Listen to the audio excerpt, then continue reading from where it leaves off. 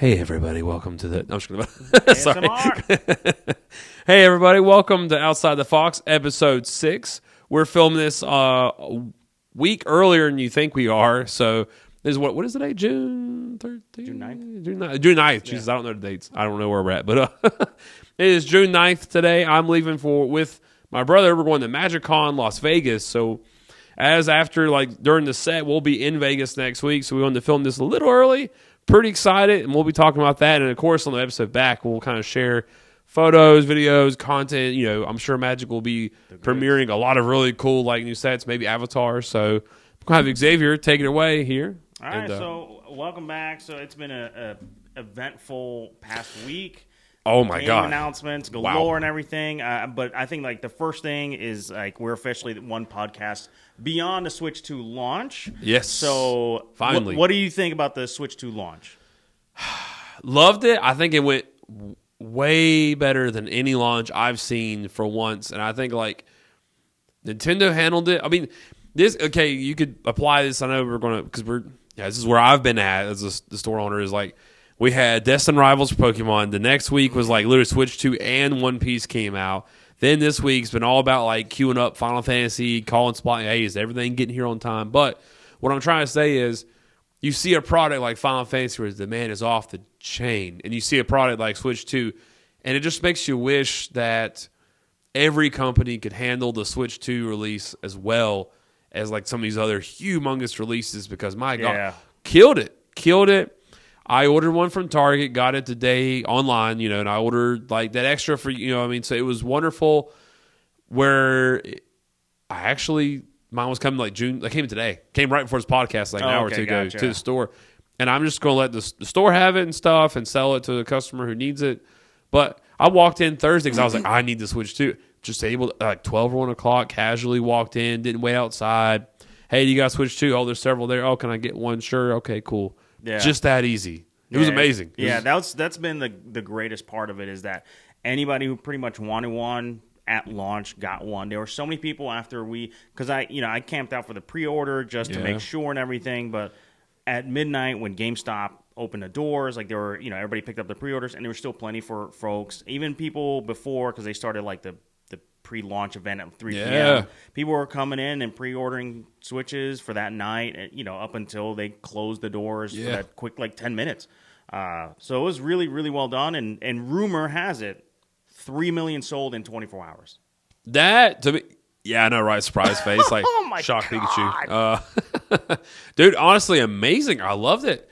That what they said was the strongest console release of all time. Yep. And I get it. What if you print? Because honestly, that was about roughly 20% of the Wii U's total console sales in a weekend. Yeah. One weekend, we've already hit 20% off, 20% of that console sales.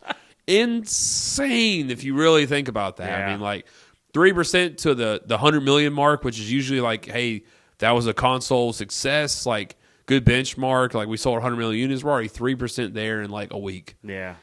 Insane. Now, of course, they printed enough. They kept enough in supply. They said they were crushing scalpers on this one.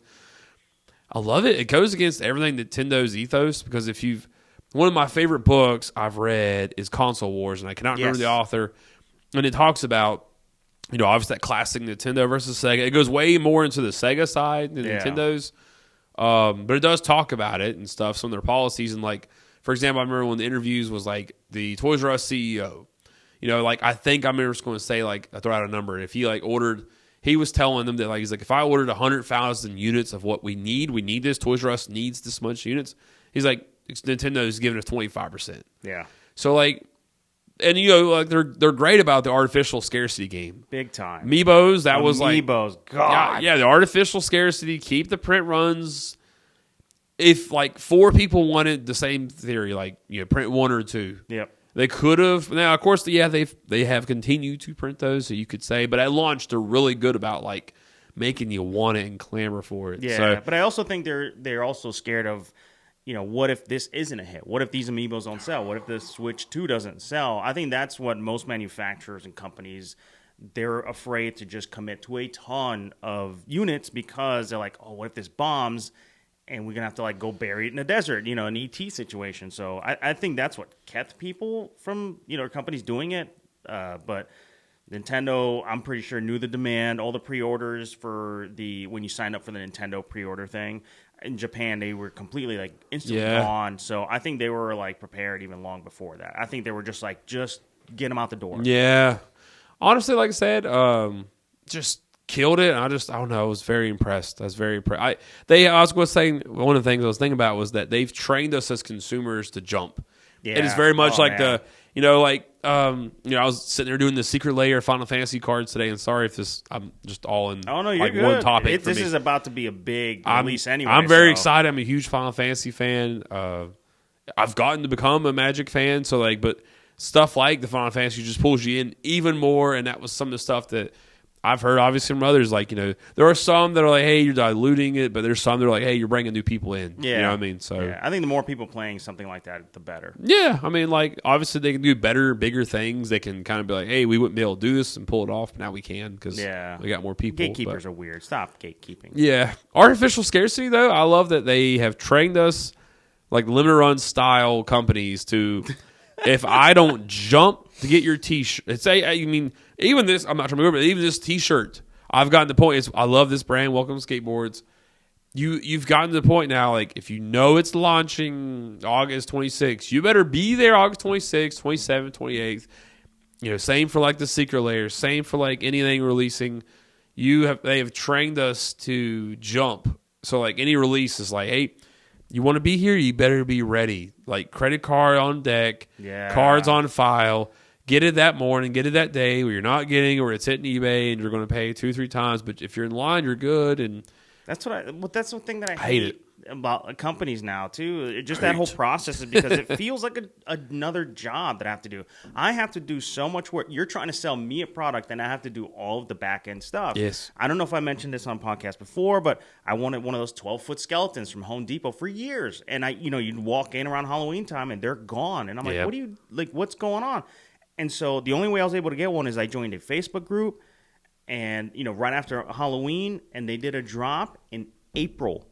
April, that's why they're sold out, is because they do a halfway to Halloween thing, and then they're just already gone by the time they even hit the stores. And I'm just like, this is such look all the research and work I had to do. Yeah, well, I've been there. Amiibos, I was something I was really passionate about. Same. The Reddit forums, you're searching different bookmarks. You're kind of getting everything queued up and ready, and being like, all right, I've got.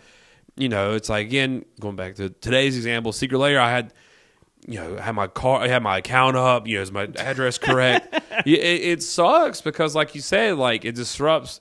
I do miss the days where you could walk in a store, you could casually be like, oh, you've got this product. I want this product. Let me grab this. It's nowhere is like that. I mean, it's gotten. Yeah. It is, again, we're all trained for these limited edition release drops and the craziness. And I think it's only gotten worse with the internet. It's only gotten worse with eBay and scalping and Facebook Marketplace and anywhere where you can give an outlet for people to be like, hey, I can push this product out after I buy it from a retail store. So all right, so we've covered that, the launch. What about Mario Kart World? First impressions, love it. Yep. Amazing. I love the bigger Joy-Cons. I love it. It felt great I'm not even going to be like, my hands are mad. It's just, as a man with, man hands, I'm like, man, this sucks. I was like, I needed something a little bit longer. The button's a little bigger. Especially when you turn it sideways. That was always, you were just, ugh. I don't feel like I'm a mammoth or an ape here, but I'm just man, these little buttons, you almost could hit 2 with your thumb. Yeah. And I just wanted a little smidge bigger and a little bit more spaced out. Yeah. Just to where there's a little bit more to where it's clearly I'm hitting A or I'm hitting X or Y. You know what I mean? So, plus the joystick feels a lot better. Yeah, there's more room now. I did RC. I'm just going to name Bobby Knight, for example, on one of our customers. He bought a Switch 2. It seemed like he was just excited. He was just posting about it. And then he played for an hour in handheld and it went dead. Done. Oof. Console went on. Yep. He already had to send it back. He was already wow, this is but that's, if you're a day one adopter like you, me, him, that is your risk you run. Yeah. My PS5, the disc drive didn't work, the launch console, and GameStop had to overnight me one. And same with my Series X. I got it day of launch, and no controller could pair with it. Even if I plugged it in, it just would not sync up. So they had to overnight me one of those. So, Just that's how it is. 13% hardware failure rate across the board for all consoles, all electronics in general. So I think that's absolutely a thing. So the only other thing, as far as like the Switch 2 launch, is Nintendo Switch Online, the GameCube. Soul Calibur 2 plays wonderful. It's great. Oh, I love it. It feels good. Butter. I thought it was going to be, because fighting games are very difficult, especially if you're doing online and all that. I know it's essentially a download, but it still felt great, even with the Joy-Cons. The Pro Controller is great. So yeah. That's just my report from the games on Switch 2 so far is great. The eShop. Yes. Huge improvement. It's smooth. I did a test run where I just held down the down directional, and it was like, and just like it could go through the game list. On the Switch, it was at the point where every 2 or 3 rows, it would stop, pause, load, stop, pause, load. I just was able to load and load and load. And games like Batman Arkham Knight is an example. On the trilogy they did for Switch, there are ones already, performance, people doing reviews. Was at 15 frames per second. They said it was like a slideshow if you were doing the Batmobile. Mm-hmm. It runs at 30 frames now per second. I think locked in 30. Yeah. Scarlet and Violet, that one. Oh, yeah. The windmill was one of those ones where you could like see it like a jump, like a clock ticking almost, versus that smooth animation does it just, it runs, I think it's 60 frames locked in. I'm giving a lot of quotes for these, but it's a much better experience. And there's a lot of games that have had purposeful updates that are like, hey, Nintendo's like releasing these updates, and there are some like Batman that they didn't do nothing. Yeah, there's a lot of reports of people who like there's no updates, but they just pop the game in just to see, including Mortal Kombat 1 and Hyrule Warriors. Like that, those ran trash, but now they seem to be running pretty good. It would be very, very developer consumer friendly if they actually circled back and said, if you bought the Switch 1 card or digital download, here is a free like Switch 2 update. I get. If they don't, I'm not going to like... Yeah, they already said they're done. They're just like, we're done with updates. Sorry, guys. You know what I mean? It'd be great, though, if they did that. I won't be upset. I'd be like, that's really cool. That's awesome of people to do that. You could, like, extend longevity, but I don't know. And then we've already got games like, where our first Madden on Switch is coming out. Right, yeah. Again, I know it's like, standard for the course kind of stuff for, like, PlayStation, Xbox, but very cool, I loved it, as far as that goes. I don't want to jump too far because I know, like, with the outline of what we're doing today. But speaking of just things that are off court, I just want to say the fact that they're doing the Final Fantasy games on Xbox. Oh, right, yeah. And then the Persona 4. Yeah, I will say there's definitely more of a little bit of Microsoft trying to court some. I noticed that this weekend too, this week, some JRPGs and like trying to get some of the Japanese audience, and I think they've always been trying, but like they've always tried. I think that one of the biggest issues is they've had a weird relationship with Squeenix. Like it's always been kind of on and off relationship with them, where I think Xbox wants to have that partnership, but it has to be something on their end because there are a lot of Japanese developers who clash heads with Microsoft, and then they just don't bother with that platform. Scalebound, we've mentioned before, that's something that could have happened, but supposedly behind the scenes they clashed, and then same with like Final Fantasy and even Capcom titles in the past. But now we're getting Final Fantasy. 2 of them just dropped, just bam. So I think pretty cool. Yeah, and then not too long, was it last year, the year before, the Final Fantasy 14, and all that. So it seems like they're making more of an effort. I think there needs to be even more, like a bigger effort. Yeah. But hey, more Final Fantasy across, more Square Enix on Microsoft's side is pretty good. And that's what I was going to say. Is I just love seeing like different games kind of break outside of their wheelhouse and be like, hey. This is coming to Xbox. This is coming to Nintendo. This is coming to PlayStation. Yeah. I say, like, I've always tell people when PlayStation out of the 3s kind of absorbs. It's like middle ground. Yeah. They get like some of what Nintendo gets. They get some of what Xbox gets. And then they get their own stuff too. So they always kind of get. I think they kind of always get like the most of the 3. Yeah. In that way, like in that regards, they end up having the family friendly. The shoot. They go from E to like M, and they get like a good like a buffet. They're eating good pretty much. And they have their own in-house development teams, doing the single player stuff, all the exclusives that they have. I think that's really important on PlayStation side. I wish Microsoft did more of an effort on that. But Yeah. I think Sony's got that locked down. But even they are now starting to go outside of their console and putting everything almost going forward on PC. Yeah. Which is really weird to see, but they're also still not like, yeah, we're not putting this on Xbox. Like, no thanks.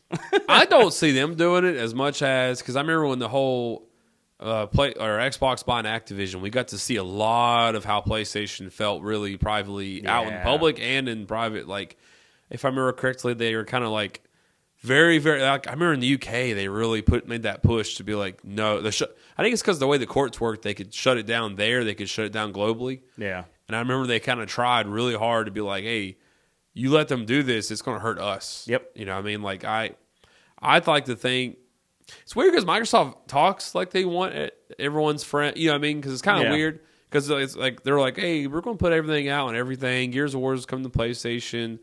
I wouldn't be shocked to see Nintendo pick. Well, they talked about like Call of Duty is, because of the agreement, they're like, well, we'll put Call of Duty on Nintendo. And the Switch 2, it's going to be I think, a lot easier to do that. But it's interesting, I guess, is my point, is that I think privately Xbox is just like PlayStation personally, but oh no, yeah, they've said in those like that hearings they were just like, yeah, we want to bury Sony, just throw as much money as possible it takes to bury Sony. You know what I mean? So that's they want to come off as like consumer friendly and everything for the gamers and all that stuff, but you know, behind closed doors, I think they just want to run the market, control everything. You know, which I mean, your business, that's fine, but if you're going to actually make an effort or pretend you're going to be, at least throw some bone once in a while and be actually for gamers, like game preservation and all that. Yeah. Because they were like, game preservation, backwards compatibility, that was a big topic for them. And then they're like, also, we can do a prompt and you can make your own game with AI. And it's like, what?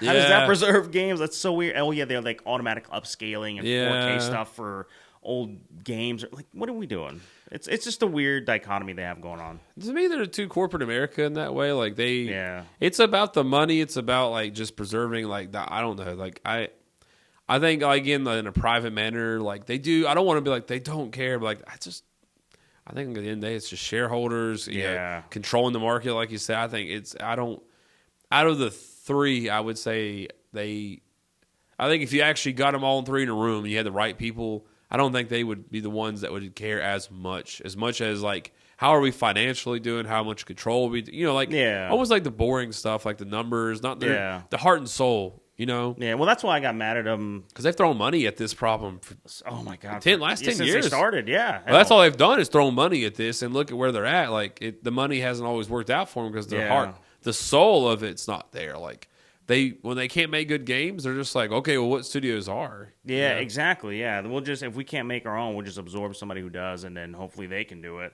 That's why I got mad at them when they had like a business meeting they were holding for the public. Like, oh, here's the future of Xbox, and they were talking about financial details. I'm like, exactly. Who cares? What does that have to do with anything? I don't want to see that. I play games. I don't want to.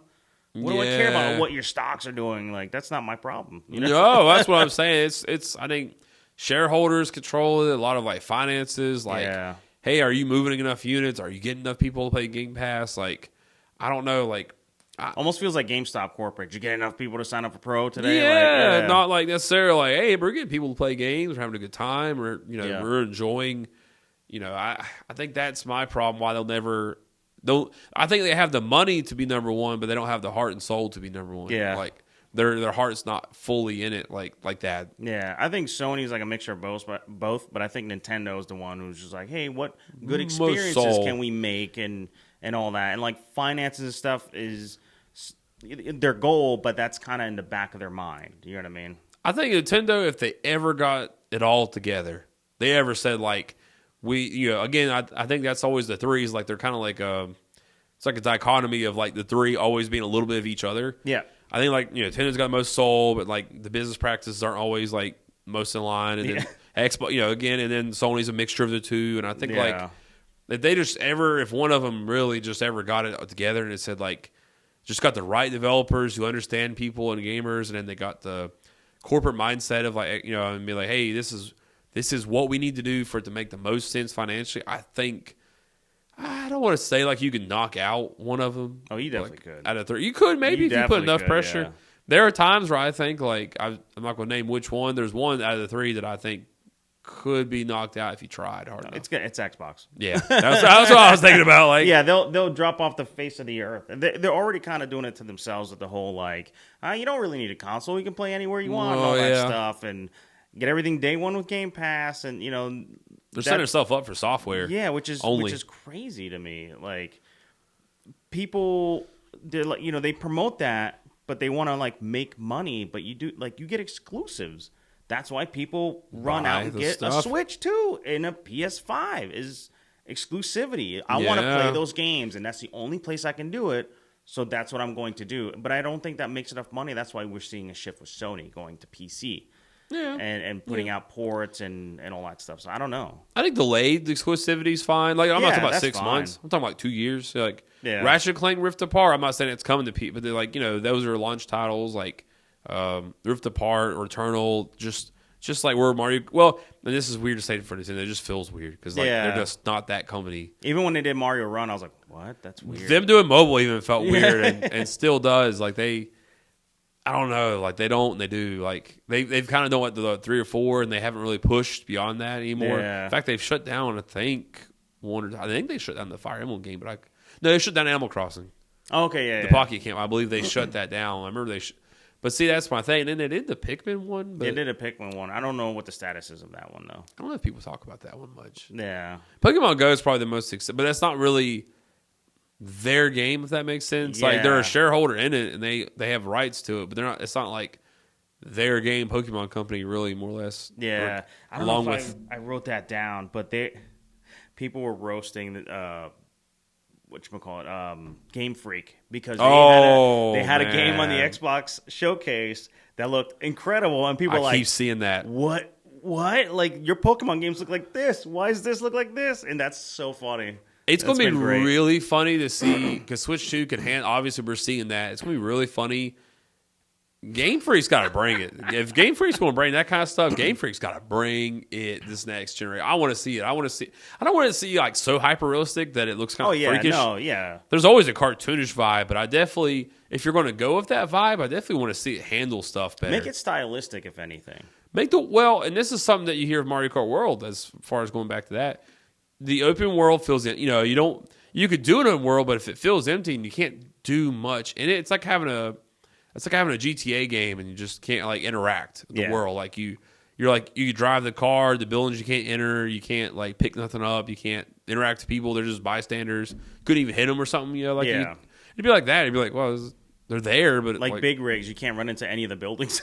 Yeah, you can't do nothing. And I want to see with Pokemon. I'm like, hey, you can. I don't know. I don't want effort. That's all I need. I don't really want to take it from them, but I'm like, interact and battle random people, not just like designated people, but like or talk or I don't know, just whatever, man. I hang glide. I don't know. I'm not the developer, like because it's not my world, but like make it more interactable. Yeah, I just thought that was hilarious. All right, so let's see. Summer Game Fest. What did you think about it overall? Yeah, pretty much. Yeah, I mean, I'm not gonna lie. Like, the biggest thing I read about that I really was obviously like in general. Like, I saw like Konami did, Konami did pretty good. Metal Gear Solid 3, and I mean, I don't know if it's part of Summer Game Fest, so I'll admit I don't know. Yeah, but I saw that. I saw Silent Hill F. I saw Resident Evil Requiem. Oh yeah, those are some of the bigger ones that I've seen. As far as that goes, I mean, this whole week's just been kind of like basically what E3 used to be, but everybody doing their own show. Yeah. So, I mean, yeah. I'll let you on this one. I don't know. So, I just wrote down a bunch of games that I thought were interesting. A couple little things to talk about. Hirogami looked incredible. It looked like it's an origami kind of like platform action type game. That looked really good. Silent Hill F. Resident Evil Requiem. They ended with that. I love the fake out that they did because they brought on the voice actress for Lady, I don't even know how to say that name properly. Lady D, I'll just say. Yeah, from 8. Yes, from Village. And then we were like, we're having a summer sale or whatever. And that was great. Then they brought her back like, here's a word from, the Resident Evil series like director. And he's like, just in a blink of an eye, you'll see. And then at the end, they were just like, boom, here it is, Requiem.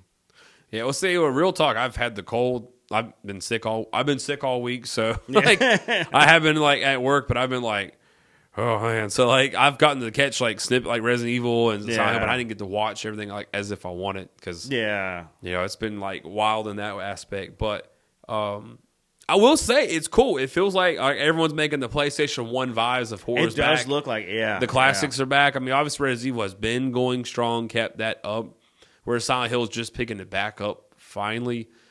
I'm very happy. I'm very proud. I'm proud of them for doing that. I'm proud for not letting that franchise go. And like, there's actually one that I'm thinking about it. It's skipping a little bit, but it's like, speaking of franchises that have just died, but I'm gonna kind of like hold that in for a second. But it's cool to see it back. It's cool. I know there was like controversy a little bit with like there's a female protagonist as per usual. I don't even know if it's worth even wasting breath on. It's just the internet, If they were roasting because she's not the greatest looking female character of all time, and it's a woman, and it's just like that.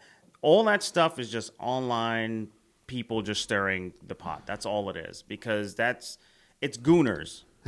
That's what it is. Hey, I'm part gooner. I recognize my own, so I get it. But like, that's people being. It's the elbows too pointy meme, where it's like you see a beautiful woman and they're like, "Oh, the elbows are too pointy. Would not bang." And it's just like, oh man, you're so stupid. Like, dude, that's funny. I hate that. But Mortal Shell 2. That looked amazing. I was like, what is this? This is like, Dark Souls, and they had a song with Mastodon, just heavy metal, and they were punching with like the riffs and everything, and I thought that was really cool. Code Vein 2 looked incredible. I wasn't a big fan of Code Vein 1, you know what I mean? But I always wanted to pick it up for a minute, just didn't get a chance. But 2 looks fantastic. I was like, okay, this is great. Let's see. Okay, so Yacht Club Games, makers of Shovel Knight, have a new one. And I'm so excited. Mina the Hollower, and that looks fantastic. I'm so excited. I know that's actually one I've really been like. Yeah. That's a developer that I really love. Shovel Knight has been a fantastic game. I played Dig this year. I love their series, but I will say I was ready to see them adventure beyond. I don't want them to be known as a Shovel Knight company. Yeah. I was really okay with them. Like, that's their Mega Man, I guess. Like, that's their, I get it. Like, it's a great character. There's a reason why he's been in everything. Yeah. He has his own amiibo. It's like the only amiibo outside, just some random like developer that isn't some massive like Capcom. You know what I mean? Like, Yacht Club Games has their own amiibo. That's insane. I love it. I love that. I'm glad they're doing a new game. It's kind of like the Stardew Valley guy finally making Haunted Chocolatier this year. Yeah. I don't know if it's coming out this year. I think it's coming soon. But just is so excited to see them do something, and I wish them all the best. I hope it does really well. It would make me so happy to see that succeed. Yeah, I want nothing but success for them, because they're clearly a team that loves games, and they have a passion for it, and they love the fans and everything. Yeah. So I want that to just take off just as big as Shovel Knight. It's kind of like Platonics. I'm just, for example, I know ukulele is their big thing, and that's cool. And when it's their time to move past that or do another, I think they're trying to just make that like their main Banjo-Kazooie, the two of them. So I've never been obsessed with the Chameleon Bat like combo. Like it doesn't hit like the Bear Bird combo for me. But I've always been supportive. It wouldn't have hurt my feelings if they decided they're like, let's do another duo, someone different. Like almost like, I'm just gonna say Donkey Kong Country 2, like where it's like Diddy and Dixie, and it's like, oh, okay. I mean, it's in the universe. They could even do the same universe, so I wouldn't care if like they were like, ukulele got like kidnapped, and it was like, oh, you got to rescue them. Similar. I wouldn't be upset if they just stole the idea and said, well, let's just do that, but like 3D. And I'm like, all right, cool. Pretty much anything that they touch, it's like, I'm guaranteed to play it. Yeah. So I'm excited. Like there's just a couple like indie darlings that I like love that if they could do anything, and I'd be like, oh man, same. I'm gonna give it a shot. I'm gonna try this out. Again, going back to that passion and love of games, I just feel like there's some companies you just know you feel it. You can feel it in the gameplay. You can feel like whether they take an idea that's new or whether it's like something that feels a little borrowed, that's okay with me. Like, like I don't care if they take a couple different ideas and they just put it all together. And like, I'm like, hey, this is great. This is fantastic. I agree. Let's see. So we got, well, a little bit of controversialness. Splitgate 2. Unfortunately, the guy came out. Like, I've heard great things about Splitgate 2. My son was playing it. He said it was fantastic and everything. But I guess the director came out, and he came out with like a mock MAGA hat kind of thing going on. Make FPS great again. and he came out and he's like, "Oh, I used to love playing Halo and everything, and Halo's not great anymore, essentially, and like Call of Duty's the same crap every year, and we all want to play Titanfall 3." And I like cheered at that point, and then he just unveiled a battle royale. Like, you make FPS great again, and then I'm tired of the same boring thing, and you made a battle royale. Why would you do that?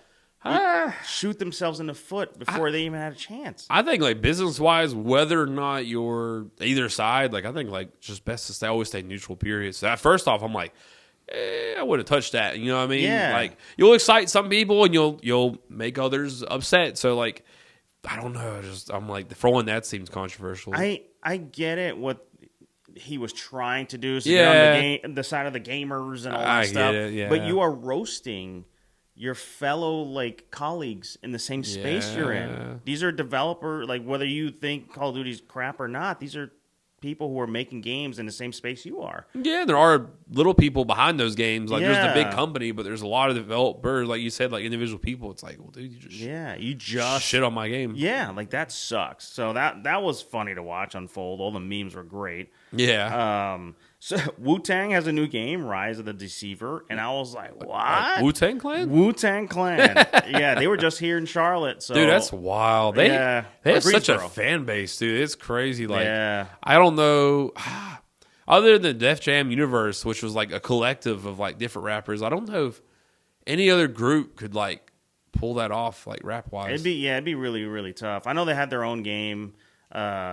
I don't know, Shaolin Monks or something like that. PS1, and they had that controller. I still want that controller. I know ICP. I'm trying to think now. I'm going back in my head. Like ICP's had the backyard wrestling. Yeah. But you couldn't just be like, oh, we have a new game. Like no rap group could come out today. Yeah. You know what I mean? And just be like, hey. Eminem couldn't just be like, I got a game coming out. People are like, what? I mean, it made sense for like the rock bands like Green Day, Metallica, Aerosmith. Yeah. Cause that's just literally playing their music. It's not a game. I guess you know what Aerosmith, or is it Kiss or Aerosmith has that one game? Revolution X. Yeah, the shooter. Yeah. I was sitting there, I was like, you know what? Actually, there is a little bit of a precedent. There is Kiss, actually. Kiss Pinball, I think. But all that's like 90s, you know? Like, yeah. I go back to that period all the time, like licensing and like different like movie tie-ins, band tie-ins. Like, I'm like, man, we're really missing out on this stuff. Like, the Avatar, I go back to, that's like one of the only most recent, like, good, like, dig in kind of like ones. Yeah. I guess you could say any Star Wars, but they don't ever tie them into the movies. Yeah. They're independent, so it just doesn't feel the same to me. Yeah. Like if they made a Star Wars 10 and they're like, hey, this game ties into the movie, I'd be like, oh yeah. Yeah, that'd be pretty neat. Yeah. Like kind of like the Matrix kind of did that. So Street Fighter 6 unveiled 4 new characters for the next season. So you have Sagat, Sea Viper, Alex, and Ingrid. Ingrid's a deep cut. That's crazy to me. I was like, what? Like, what's happening here? Alex, I think Alex is beloved at this point. He's been in a lot of the games. Yeah. So many people. And, he's sort of like he's a grappler, so he's like a wrestling tie-in. There's a lot of fighting game fans who are also wrestling fans. Yeah. So that kind of works. But I'm a little bit disappointed with Sagat because he just looks like Street Fighter V Sagat, kind of. But his stage... Oh my God, his stage looked incredible. It's the best stage I've ever seen on Street Fighter. Like, that's fantastic. I'm always happy that they keep updates on that. Like, they don't just let it sit. But I guess obviously it's a moneymaker too, because that's, I don't know, would you call it the number one fighter? Like, it's the leading fighter? Sales-wise, no. That's Mortal Kombat's turf. But community, you think? Like, I think it's the biggest as far as like one. an FGC, like, holds it together, like tournaments. I think that's the biggest one by far. Yeah. I think it's like even if like, like there's games that like just I feel like that they've cultivated like a group for that. Yeah. Like, you know what I mean? Like Mortal Kombat, I do see it, but I definitely see a lot more like Evo like support. Oh yeah, and, yeah. Like it feels like, I don't know, it just always feels like that game's big every generation. Like, Plus never they have feels the like it Capcom sleeps. Cup, which is all Street Fighter giant tournament stuff. Yeah. Yeah. And Capcom has a lot of things, or not a lot of things going on. Yeah. As they got left out on the new Marvel 4v4, like Arxis got it, and I cannot, dude. That was my first reaction. The internet's reaction was my first reaction. I was like, "Are you kidding me?" On a Marvel fighter without Capcom, like, that looks. I would be okay if I thought like, "Oh, both are coming," but I'm like, "No, I know what this is not it. This is them leaving the ship and leave them back at the port." Like the memes are hilarious. The cuck memes have been incredible. All the Capcom memes. There was even one I was going to mention earlier when the new Requiem came out as a little throwback. The like Leon. It was like, you ever seen the John Goodman skits? The Family Guy, Fat Leon and all like Mega Man Morgan. All of them are like starving, and he's just like eating up. Oh, and I'm like, they're all just starving because Resident Evil every time gobbles up, and everybody else is just left at the table. Same for like Capcom. On this one though, they got left out. Yeah, I was expecting at any moment to have a Capcom character show up on screen. It didn't happen, but I was losing my mind because at first I'm like, it was like Marvel games. I'm like, all right, cool, Arxis, and then you see Cap Shield, and I was like, nah, that's not really. And then Iron Man, I'm just like, oh my god, Doom, Ghost Rider, oh my god. I respect Arxis though, so I respect them. Yeah, super into it. Like I'm like, they're good fighting communicating. I think it's obviously they left the Guilty Gears, I believe. Yeah, right? Guilty Gears. Yeah, like I was about to say, they have a great like I think Blaze Blue and a few others. Like I was just making sure I wasn't like out of Dragon Ball Fighters. Like, it was Fighters, man. Yeah, I mean, that was such a solid one. Like I was just like, hey. So that's why I'm kind of like, I'm like, it's okay. I feel like that's gonna be a great fighter. I'm not even like, I'm like, oh. I'm very excited. Like again, it sucks that like Capcom's not involved, and now there can't be a Marvel vs. Capcom. Like they can't exist in the same space. You know what I mean? So I don't know what's gonna happen with that, but I'm excited regardless because this looks incredible. You know what I think though, and this is how I felt about. I was gonna mention this today. It was like, I feel like Disney must be the worst company to work with on the gaming. I'm just going to I'm making the hot take here because I feel like you look at Kingdom Hearts 3 as an example, and you look at like, and I think this is more to the modern Disney than I think it was the Disney of the 2000s. I think when Disney started acquiring like Star Wars, Marvel, started getting like really real. I mean, they've always been big, but like when they got massive, like taking over box office every year, multiple $1 billion, like close to $1 billion hits. I think like Infinite, I hated the way I love that game and I hate that it flopped. Yep. But what I felt as a member of the community was all of your Marvel characters had to look like all of your MCU character tie-ins. All the characters, they purposely left out all Fox-owned characters. So it's all about the movie. It's all about the movie tie-ins. All about that little MCU crap. And I'm like, where's your legacy? Legacy for 1, 2, and 3 was like, Wolverine was front and center with like Ryu and Cyclops and all the others. Yeah. And like, just left him out, which I was like, I know why you left him out. It's because Fox owns it. You don't. Yep. And it's like, same for Fantastic Four, same for just a bunch of that stuff. And then like, I guess, like, cool that you want to base everybody off of their MCU counterpart, but it was all about merch. That's what I felt. It was a soulless, like, cash grab in that way. And I don't want to blame Capcom because I feel like they wouldn't have just chose to make MCU. That's like, choose the rights. And, like, that game flopped, in my opinion, for good reasons. For that reasons. I hate that, though. I hate that. Yeah, that definitely was a missed opportunity, and it was a shame that they made that call. Even the collector edition with the Infinity Stones looked like painted Easter eggs, that whole meme, and it's really bad. And now that, and Maximilian dude, who, shout out to Max, he put in his own money to develop, like characters and animations and voice lines for MVCI. And he put in a lot of work and money, and the whole team did, and now, like, there's no hope for the near future for another one, at least in my opinion. That's it. That's legacy. So, yeah. And going into, like, Kingdom Hearts 3, like, and when you play, I'm just going to say all the worlds are pretty much Pixar. I don't think there was any Final Fantasy characters. The whole point of the Square Enix Disney collab was, like, putting those two worlds are merging together. You got to see Cloud and Sephiroth. You got to see like Leon. You got to see different characters in those worlds along with, you know what I mean? And then they just completely said, we're good. So 3 was just like all Pixar. And if you look at like what Disney's like top performing movies and like the late 2000s to mid, it was all Pixar films. And it's just like you feel I get it. There's the cash involved, and like, but it's just like.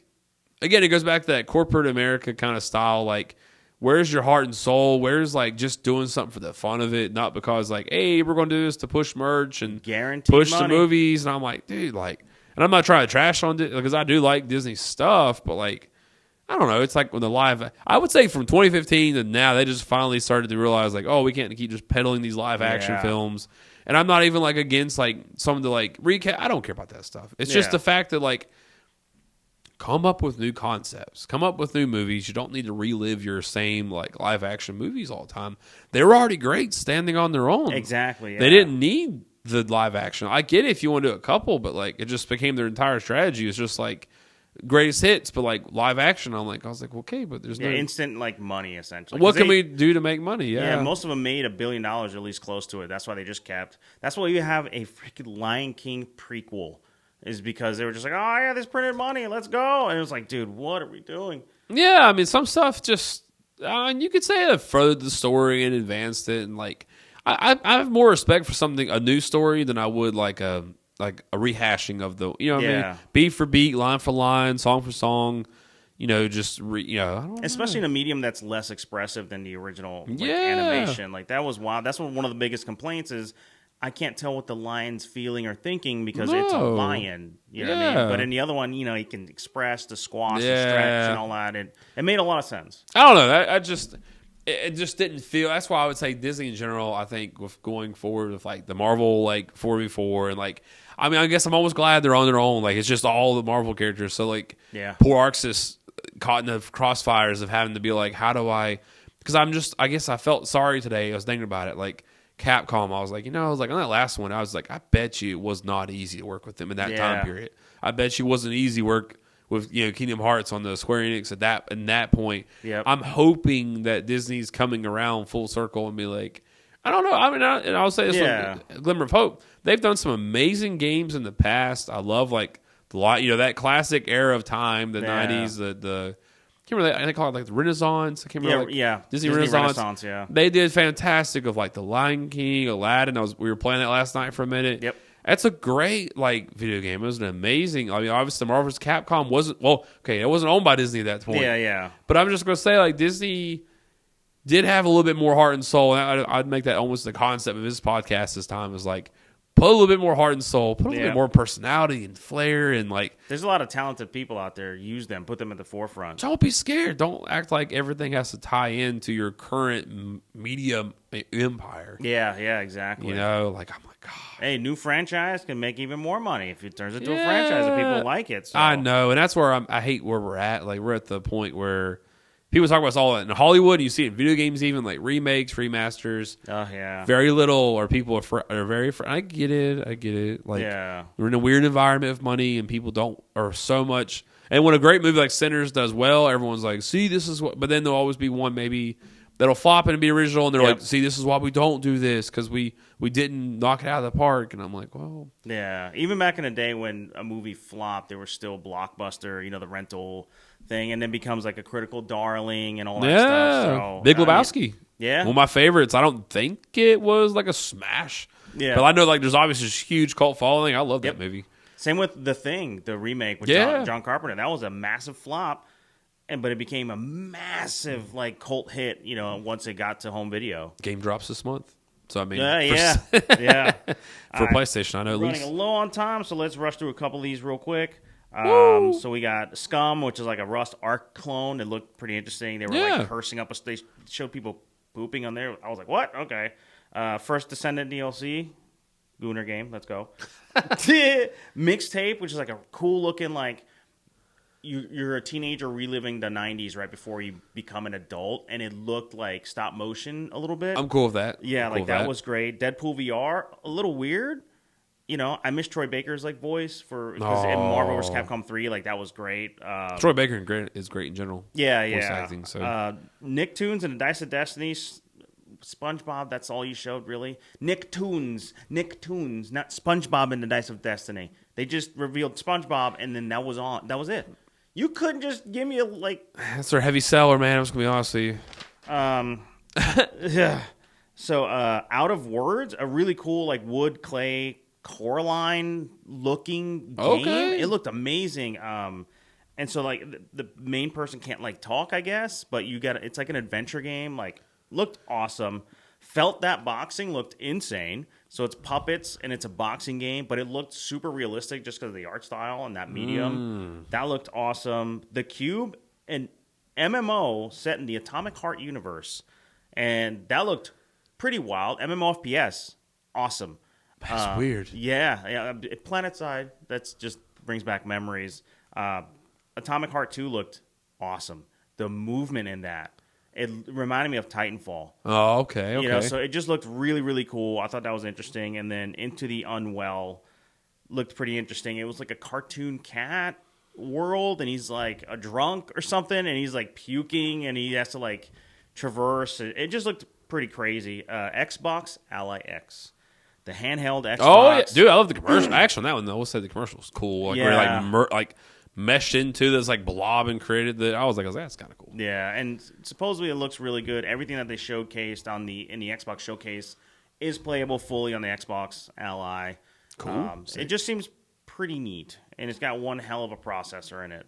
So I'd say like you really at this point after Steam Deck, Portal, Switch 2, and the Xbox, it's like everyone has to have now like a handheld / either a handheld console like Nintendo or just a handheld or a console and a handheld that plays both. I think that's where the movement's at because Nintendo's kind of left obviously that space. I don't say they left it open at all. Actually, I would say they've more actually shown that people can do it, and people there's a thirst and a hunger for it, and a massive thirst. Yeah, that people would take those great games on the go. I mean, Steam Deck, everyone's shown that. Like, there's obviously clearly a demand for it. Yeah, because I think portable gaming is like big, especially if you can take your PC games with you. And then Pragmata finally got a little bit more of that. Oh yeah, I saw that. Yeah, screenshots look great. They like showed a trailer 4 years ago and never touched it again, and we were like, oh my god, so it was pretty good. Ghost of Yote, I'm looking forward to. Final Fantasy Tactics finally unveiled. The gaming's worst kept secret kind of thing going on. People are excited. Oh my god, Mortal Kombat Legacy Collection. Oh, dude, yeah, it looked good too, man. God, dude. Is that the first that they've done of that? They did the like modern an arcade collection, but it was like 1, 2, and 3. But this one is going to have like the handheld ones on there. Oh, wow. And it has, I forget his name. I forgot to write it down, but he did the Atari 50. So there's a documentary that goes behind the scenes and all that. And so, you have Ed Boon and John Tobias oh, wow, okay, doing stuff, and they're going to talk about their experiences and Mortal Kombat Legacy in general. So that should be really exciting. PlayStation has their first fight stick. That one I did see. I'm very excited for. Yeah. I hope it runs really good. It's just, I mean, their controllers, I love all their controllers. Yeah. It runs really well. It's very responsive. Wired and wireless, so that was very interesting.